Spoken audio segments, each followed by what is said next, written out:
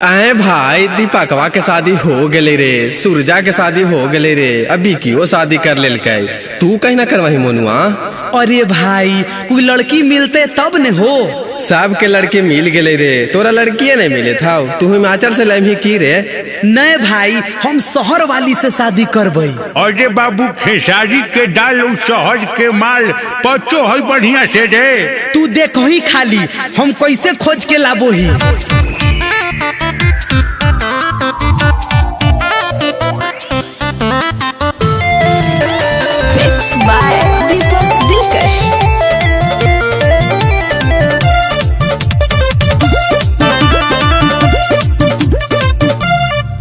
ढेर खर्चा होगा मेरे ऊपर सोच लेना तुम, अपने मम्मी डैडी से जरा पूछ लेना तुम, समझ रहे हो ना। ढेर खर्चा होगा मेरे ऊपर सोच लेना तुम, अपने मम्मी डैडी से जरा पूछ लेना तुम।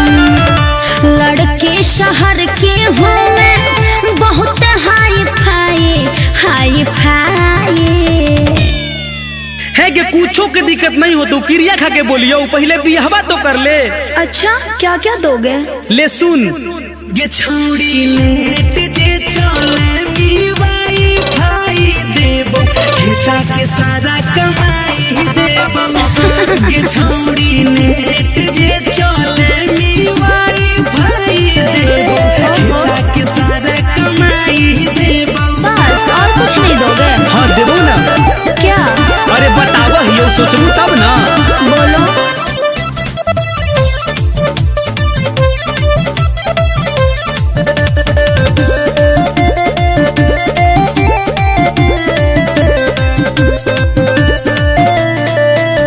नाइसिल के पाउडर देबो मुँह में लगई है, पोखरा के माटी से देह चमकई है। ओए नॉनसेंस कहीं का, माटी से कौन नहाता बे? सुनो मेरी बात, महंगा बरांडा वाला पाउडर लगाओगे, आँखिया में लेकमी के काजर चमकाओगे, ड्रेस पहनोगे मैं तो मॉडल डिजाइन, हाँ डिजाइन। हाँ ठीक हो, सारा फैसिलिटी देबो, जे मांग में से देबो। और क्या दोगे? ये छौड़ी लेट जे चला बीवाई भाई देबो, खेता के सारा कमाई देबो। अच्छा। ये छौड़ी लेट जे चला बीवाई भाई देबो, खेता के सारा कमाई देबो। अच्छा वो सब तो ठीक है, शादी पक्का समझियो। नहीं पहले ये बताओ खिलाओगे क्या?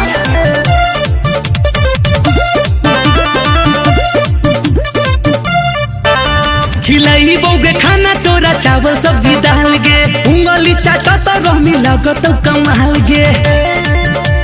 यही सब मैं खाना खाती हूँ, नॉनसेंस कहीं का। सुनो, नाश्ता में इडली सांभर, डोसा में खाती हूँ, रात वाला डिनर में तो स्विगी से मंगाती हूँ। सोने टाइम चाहिए मुझे इंग्लिश वाइन, हाँ वाइन। आएंगे वाइन में लग जो तू फाइन, ये बिहार है तोरा पता नहीं हो। ये छौड़ी लेट जे चला बीवाई भाई देबो, खेता के सारा कमाई देबो। झूठा कहीं का। छौड़ी लेट जे चला बीवाई भाई देबो, खेता के सारा कमाई देबो। नहीं मैं बहुत हाई फाई हूँ, ये लो मेरा नंबर, सोच लेना फिर कॉल करना, बाय। है कि कुछो के दिक्कत नहीं हो तो क्रिया खा के बोलियो, पहले बिहवा तो कर ले। अच्छा क्या क्या दोगे? ले सुन। ये छौड़ी लेट जे चले बीवाई भाई देबो, खेता के सारा